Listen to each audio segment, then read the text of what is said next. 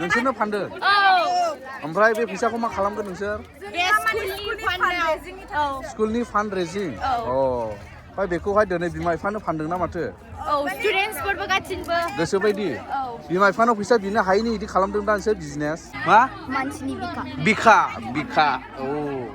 from the water. Okay. So it goes like at the first floor. The Then water. you get the pure water. Yeah, it comes at last pure water. Oh. My name is Anima Bara. I am from Guwahati city. Oh, this will be helpful.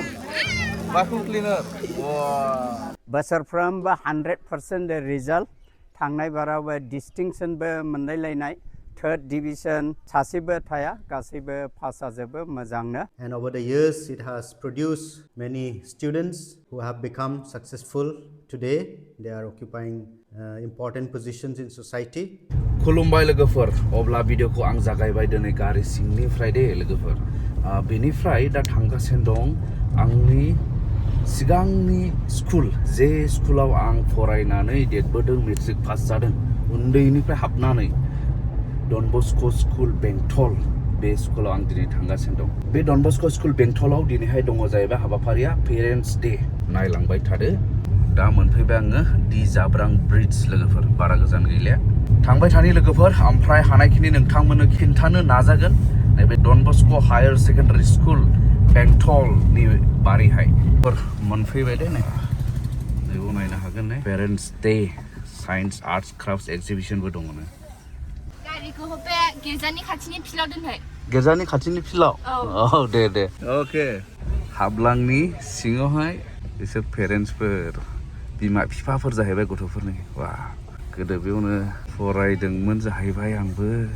माबायदि रायलायनांगौ माबायदि थाबायनांगौ माबायदि उन्दुनांगौ माबायदि जानांगौ बेफोर गासैखौबो आं बेयावनो सोलोंनानै देरलांदों 1995 निफ्राय 2007 सिम मोनदां गारिखौ पार्किं खालामनि नैबे गिर्जाखौ फोसाबगासिनो दं दे आरो साबसिन खालामबावनायसै ने गोदो जों दाग्रा थाइजौ बिफां खान्थाल बिफांफ्रा दं नै दाबो बे बिल्डिङाव उन्दुयोमोन जों हस्टेलावनो थाखादों नालाय मेट्रिक पास जाजासिम बे हस्टेलमोन ओमफ्राय दा बोरै रिन'भेसन खालामनानै मडिफाइ खालामजोब्बाय आरो दा नै बे बिल्डिंखौहाय बिल्डिंखौल' नङा लोगोफोर गोजौनिफ्राय जुदि बे सिंनि थासारिखौ नायोब्ला नोंथांमोना नुगोन गोथां माने समायना रमायना बिफां लाइफांफोरजों बुंफबनाय जाय बुंफबनायजोंनो मोजां आबहावा मोजां थासारि थाजिम आबहावाखौ मोननो हायो जाहाथे फरायसुलिफ्रा मोजाङै फरायनो हायो आरो साफा क्लिनलिनेसखौहाय मेनटेन खालामनानै दोनबाय थायो दा बे Don Bosco higher secondary school बेंटलावहाय नोंथांमोनाबो मस्ट वेलकाम जुदि एडमिसन लानो गोसो दङब्ला मेन हाबाफारियाथ' दिनैनि जाहैबाय पेरेन्टस डे नालाय येस गोजोन फै वेलकाम नैबाव गथ'फ्रा आलासिफोरखौ वेलकाम खालामनो नेदों दा good morning thank you decide बयस साहा लोंदों बेवहाय फैनानै फादारफोरनि रेफेक्ट्रियाव गोदो जोंबो बिराद रेस्ट्रिक्टेड हाबनो मोनखायामोन ओमफ्राय दिनैहाय बेयाव जिरायनानै साहा लोंफानो मोनदों नै प्रिन्सिपाल हेडमास्टार दं नै सारमोन दं आलासि पेरेन्टस रिप्रेजेन्टेटिभ्स आरो बिसोरो प्रिन्सिपाला फादार जिनि आलासिफोरखौ बरायफैबाय जायगानिफ्राय लाङो दा आलासिफोरखौ लानानै थांगासिनो दं दे अडिट'रियाम हल फारसे ने प्रग्रामनि थाखाय अब्ला सफैबाय लोगोफोर प्रग्राम जागोन जायगायावहाय जुबि हल होनना बुङो बिराद पुराना हल बेबो मडिफाइ खालामबाय दा वेलकाम खालामदों नै बेयावबो गथ'फोरा आलासिफोरखौहाय आरो yes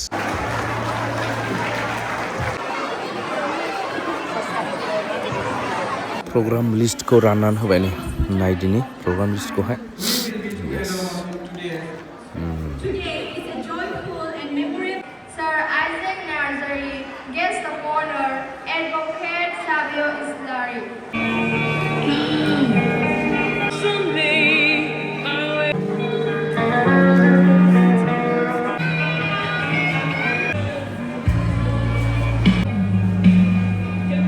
A prayer for Parents' Day often expresses gratitude for the love and sacrifice.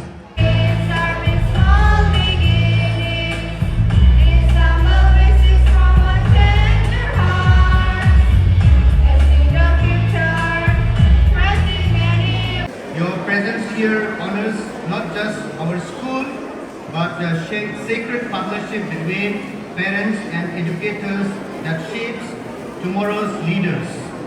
आलासिफोरखौ बरायनाय Let us once again welcome him with a big round of applause. Thank you for encouraging presence. JC, who are very much part of our school.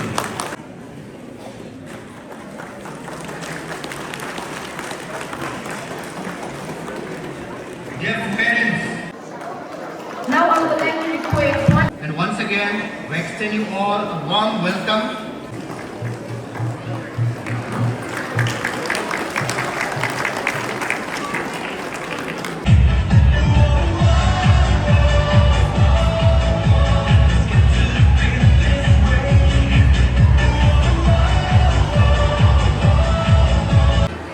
सबसे प्यारा कौन है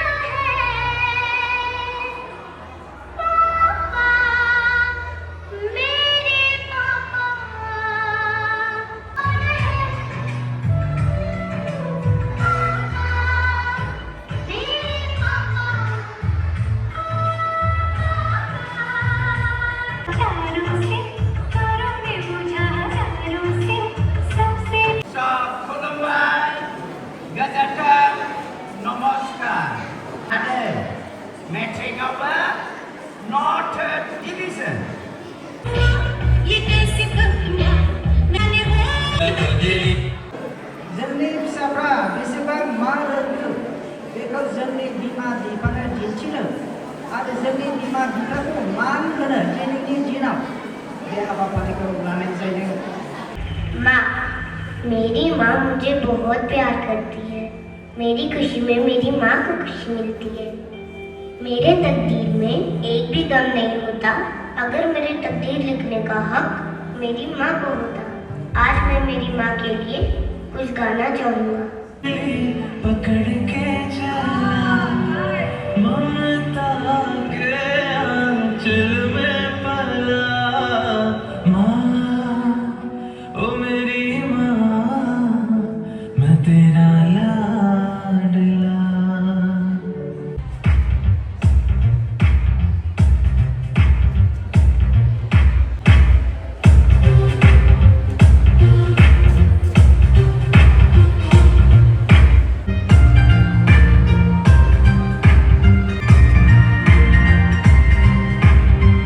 बिमा बिफाखौबो अर्ज खालामो स्टुडेन्टफोरखौ गावसोरनि मथे माने बिखौ फराय होननानै इम्पज खालामनाङा होननानै मानो होनबा एभरि चाइल्डआ स्पेशल गिफ्टेड सीखी जाना फिर माया फिर माया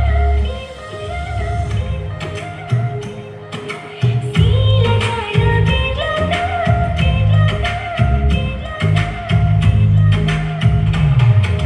सीखी जाना फिर माया साथियों का नागे आई दीवानी पगा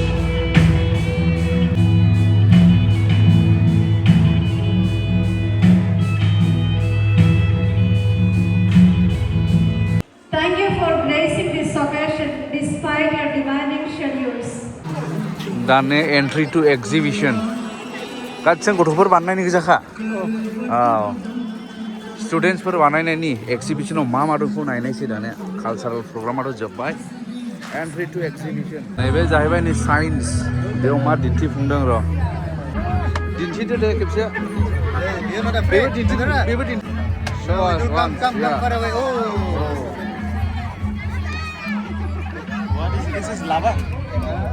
बेयाव मा जादों माथो दै गदलायदों टेलास दे खोन्थादो फाउन्टेन औ वाटार फाउन्टेन माने कनसेप्टखौ बानायदों आरो माब्रैब्ला फाउन्टेन जाहोनो हायो बेबा मा जाखो व्हाट इज दिस भलकेन' अ बेबो भलकेन' ओमफ्राय नैबे जाहैबाय मा नोंसिना विन्डमिल अ हारसिं गिदिंदों नामा बिलाय ना नोंसोर गिदिंदों सुइट्स दङ आदसा ओमफ्राय विन्डमिल गिदिंनायजों मा जागोन बे न' सिङाव लाइट जोङो अ माने बेटारिबो नाङा कारेन्टबो नाङा औ क्लास 8 गर्ल्सनि बानायदों गुड नैबे जाबाय नै रेसपिरेटरि सिस्टेम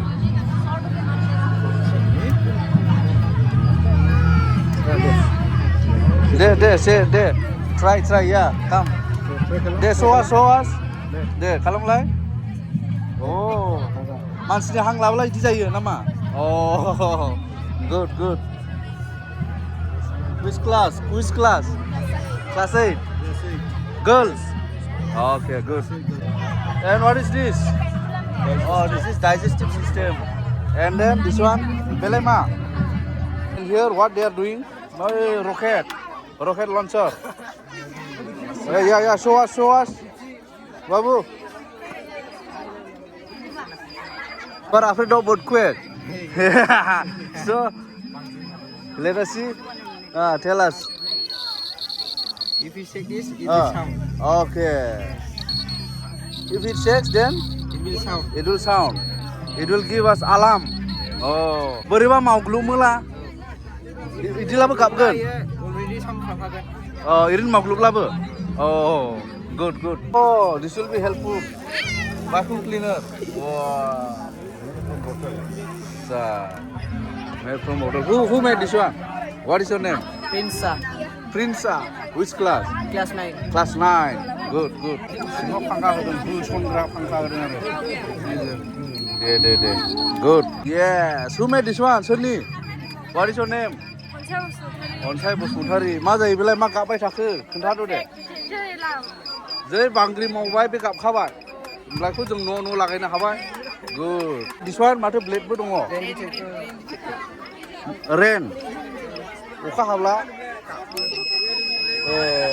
अखा हाला गाबगोन come tell me what is this This is a water purifier. It changes dirty water into clean water. Okay. It is a very easy way to remove dirt particles from the water. Okay. So it goes like at the first floor there are pebbles, small pebbles and small stones. In second there is charcoal, and the third there is sand. At the last one there is a cotton. Yeah, cotton. The then cotton. we get the pure water Yeah, it comes at last pure water. बेखौ बाहायनो हागोन फार्स्टआव अन्थाइ फिसा सेकेन्डआव coil what coil this one हांगारान होजायो दा Yes, hangarso. हांगार खादा ओमफ्राय बे सान बाला ओमफ्राय बेयाव तुला Oh, chula. तुलानो गोथार दै गबाय good which class I am from class 7. Class 7 you did by yourself or as a group As a group. As This a was group. my idea. Oh good very good what's your name My name is Anima Bara. I am from Guwahati city. Guwahati city Yes. oh good and ये क्या है This is a pendulum. pendulum Yes.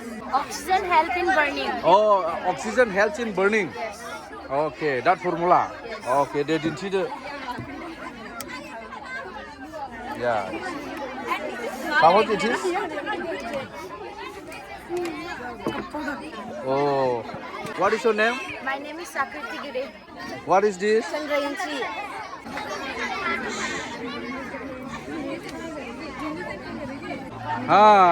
what's your name JC and your friend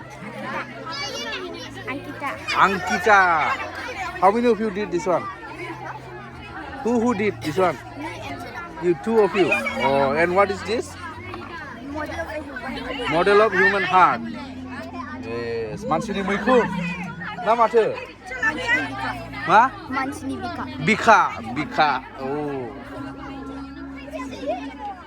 Oमफ्राय बेजों माबा खालाम जायो? deoxygenated blood ओमफ्राय body निफ्राय float जायो ओमफ्राय बे oxygen खौ touch खालामब्ला react जानानैहाय oxygenated blood जायो. Oh, good. माने जाहैबाय आर्ट्स बेखौ सोर आखिदों आखिनानै नाम लिरनानै दंखायो नै गथ'फोरनि आखिनाय yes गोरोंफ्रा जायफ्रा इन्ट्रेस्ट ओंखाम उखैलाया बिदिखौबो आखिनो मोनब्ला yes and decide what are these this is crabs okay crabs who's this one don't know what is this Lamani a town hospital system no idea water cycle okay दा ओरैहाय सोर बानायदों नामखौ लिरनानै दोनजोबखादों नायजोबब्ला गोबाव जागोन here are also crabs yes बे मा सेल्फि जन ना माथो सेल्फि जन बानायदों नैबो नै फ्रेम सिङाव फट' लाग्रा Chief guest and principal बिसोर in frame आरो guest of honor उनाव हनै good yes photo also taken Bhutan also accepted Bhutan currency बे माने कुपन लानांगौ ओमफ्राय बेयाव menu here is the menu tea is enough menu लानानै बेवहाय कुपन लानानै बेयाव जाहैदो आरो नै जानाया हरै वास र' नायनि मा दङ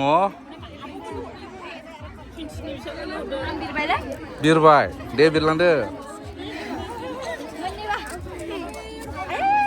पानिपुरि ओमफ्राय मा मोनबावो हरैलाय माथो दं सालाद इदि दावदै इदि पानिपुरि इदि मा दं दा गुड बेखौहाय नोंसोरनो फानदों ना माथो नोंसोरनो फानदों ओमफ्राय बे फैसाखौ मा खालामगोन नोंसोर स्कुलनि फान्ड्रेजिं ओमफ्राय बेखौहाय दिनै बिमा बिफानो फानदों ना माथो स्टुडेन्टसफोरबो गासिबो गोसोबायदि बिमा बिफानाव फैसा बिनो हायिनि इदि खालामदों दा नोंसोर बिजनेस माबा कुपन बायदों कुपन बायनानैहाय बे कुपनखौ होनानै मोनदों बेखौथ' बुजिबाय बिमा बिफानावथ' बिनो हानाय नालाय ओमफ्राय बे हम वेट खालामबाय गावबागाव experience good experience business experience दे मा क्लास नोंसोरो 9 क्लास 9 ओरैबो क्लास 9 जो स्टुडेन्टसफ्राबो बायो पेरेन्टसफ्राबो बायो गुड बावथ' पानिपुरि फानदों हरै दावदै रुनायनिबो मानायनि दंदां ना पानिपुरि गोजा आलदा आइटेम्स दङ आच्छा र' हरै थांबावनि होमब्ला boiled egg and tea no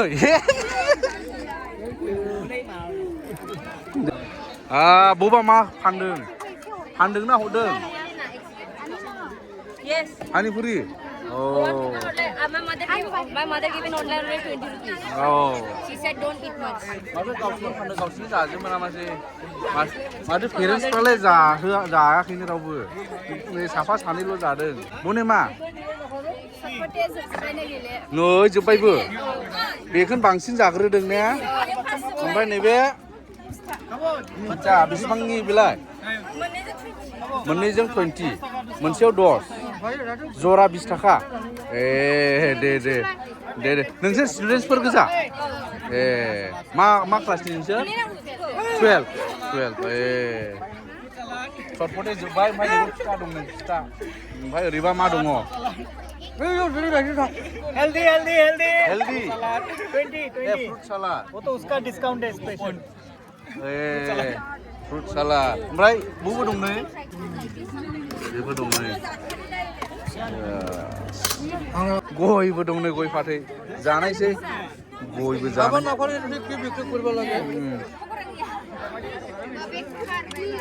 बे गथ'फोरनि नङानोलै पेरेन्टसफोरनिसो बे गया ओमफ्राय ओरैबा मा दं बेबा Irin गेलेनांगौ ना बायनानै गेलेनांगौ? Irin, मा खेला होनो बेखौ? जे देरहाबाय दाउ मासे। Hei, हामा माथो रैजेंल'। र' खुबैबावनि। होमब्ला मा जासिगोन हाबबाय नै।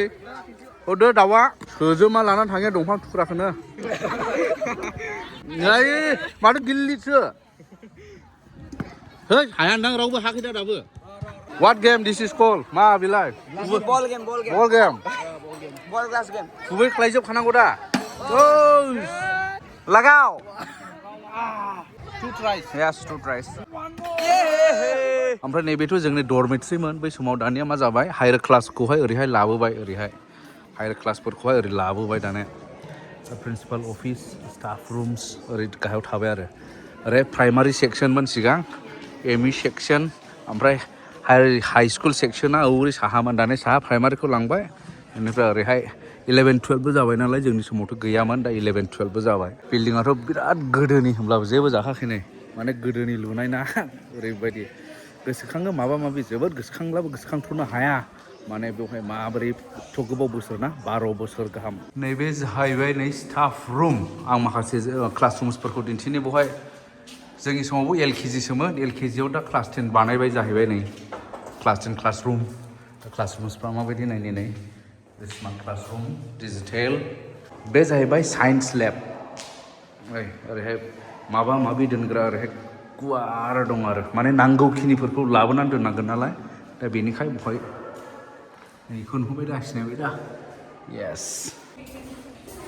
लाइब्रेरि दाने गोजौआव गाखोबाय जों बेजों गाखोनानै उन्दुहैग्रासोमोन बेयो डरमेट्रिमोन नालाय जोंनि समाव दानिया र' मा अबस्था जानानै दं दिनैसो गाखोफैबाय आं बेफोरथ' सिमेन्ट माबाजोबसोमोन दा टाइल्स जाजोब्बाय नै बिराद आपग्रेड जाबाय आरो बहुत आपग्रेड जानानै गोबावसै जेनेबा नैबे जाहैबाय स्मार्ट क्लासरुम मोनसे बियो नै माने जयैहाय बहाय माखासे स्पेशल क्लासफोर लानो हाबाय आरो बेवहाय नै बे गथ'फोर बानायनाय आर्ट्स एन्ड क्राफ्ट्स नै बेफोर गासै गथ'फोर बानायनाय आरो गथ'फोरखौ मेलेम बाहायहोनाय गथ'फोरनि क्रिएटिभिटि टेलेन्ट्सखौ बोखांनायनि बे जाहैबाय आरोबाव क्लासरुम फ्राय माने स्मार्ट क्लासरुम जाजोबखाबाय विथ डिजिटेल बोर्ड बा smart board higher secondary class 12 classroom class 11 classroom ओमफ्राय बिदिनो 12नि एरिया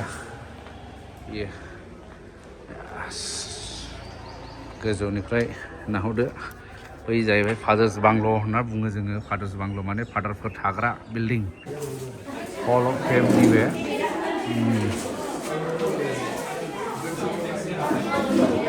प्राइम मिनिस्टार रेलियाव बाहागो लाहैनायनि नै 2019 दानि जुगाव कम्पिउटार रोङाब्लाथ' जेबो जाखाया रोंनांगौ and this is computer lab वाव ओरै स्कुलनि बायदि नुवाखै बयनिबा माबा मोनसे गिदिर अफिस बायदि नुखादों नै दानिया प्रिन्सिपालनिफ्राय माखासे मिथिहोनांगौफोरखौ खोनासंनानै लानो हासिगोन नोंथांमोना I'm happy to welcome you all to Don Bosco School Bengtol. Don Bosco School Bengtol started way back in 1978 and over the years it has produced many students who have become successful today. They are occupying important positions in society and we are carrying on the legacy and now for the year 2025-26 we had 714 students in our enrollment and this year we are looking forward to new admissions to especially LKG and also in other classes up to class 8. It is based on the availability of the seats and those who are eligible will be admitted. There will be interview of course for them. So if they are eligible, we find them eligible. We are happy to welcome them to our Don Bosco School Bengtol to join our worldwide Don Bosco family. Here we believe in holistic development of our students based on the 3 pillars of education given to us by our father and founder Saint John Bosco. The 3 pillars are, which are also called 3 R's, reason, religion and loving kindness. In this way, we cater to the all-round development of our students not only giving them textual knowledge as well as values and value systems which are very useful for them in the future. ओमफ्राय नैबे principal अफिसावहाय नैबेवहाय मोनसे band दङ दा नै बस्क' ब्रास band ना मा होनोमोन Don Bosco' नि बेन्ड ओमफ्राय बियो बिराद गिदिर गिदिर हाबाफारिफ्रावहाय बाहागो लाफैदों दे बेवनि स्टुडेन्टसफ्रा नै रिपाब्लिक डे दिल्लीयावहाय प्राइम मिनिस्टारनि प्रग्रामावहाय बाहागो लाफैनायनि माखासे पार्टिसिपेशन सार्टिफिकेटफोर दङ आरो सिगांथ' बिराद माने पासाव जानानै थांबाय रोखोमैहाय मोजां रिजाल्टै ओमफ्राय बिनि उनाव 2010 निफ्राय बिथांमोना रेकर्ड दोनदों नैबो नायनो हागोन जेन'बा लिसा नार्जारि 2010 85% जों पास जानाय मेट्रिकखौ पास खालामनाय आरो बिदिनो दंबावो गुबुन बेबायदिनो गासैबोहाय बिथांमोननि माबाखौहाय नाम आरो फट'खौ लाखिनानै बेवहाय वालावहाय स्टाफ होनानै दोनदों आरो नै मेम'रिज बेहाय गासिबो दङ गोलावैलाय बेबायदि टपारफोरनि स्कुलाथ' आवगाय जेरैबायदिया सोलिबोदों बेबायदिनो सोलिगासिनो दङ फ्राय सिगांनिफ्राय साबसिनाव फैगासिनो दङ आरो साबसिननिफ्राय हामसिन जों बेखौ खालामलांनो नाजागासिनो दङ आरो दा बेहाय जोङो जथेस्थ' गार्जेनफोरनिफ्रायबो हेल्प मोनदों गासैबो फोरोंगिरिफोरा एक्टिभ बेनिखायनो जों साबसिन खालामनो हागोन बेखौ मिजिंथिदों एडमिसनखौ जोङो क्लास LKG निफ्राय लानानै क्लास 8 सिम लागोन बेनिफ्राय LKG UKG बेनि फर्मा अलरेडि हरजेननाय जाखाबाय बेनि एसे उनावनो बे आप टु क्लास 8 बेखौ जों एडमिसन होगोन बेनिफ्राय जायफोरा 9 आव फैयो बेखौ जोङो मोजाङै जासाइ खालामनानै बेखौ एडमिसन होनाय जागोन 9 खौबो जोंना हायार सेकेन्डारिया दङ आर्ट्स स्ट्रिम दा बेबो बोसोरफ्रोमबो 100% रिजाल्ट थांनाय बारावबो डिस्टिंसनबो मोनलायलायनाय 3rd डिभिजन सासेबो थाया गासैबो पास जाजोबो मोजांनो बिसोरनि एडमिसनाबो प्राय रिजाल्टनि उनावनो बियो स्टार्ट जागोन बेनि सिगां बे मा होननानै बुङो मेट्रिक परिखा जाजेनब्लानो जों बेनि फर्मखौबो एभेलेबल खालामगोन एडमिसन फिसाथ' भेरि ल' बेनिखायनो आं खावलायदों बे मिडियानि गेजेरजों बयबो फैनानै जेन बेहाय एडमिसन लाफैनानै जोंनि डन बस्क'नि जिनाखि एडुकेसन क्वालिटि जेन बेखौ लाफैयो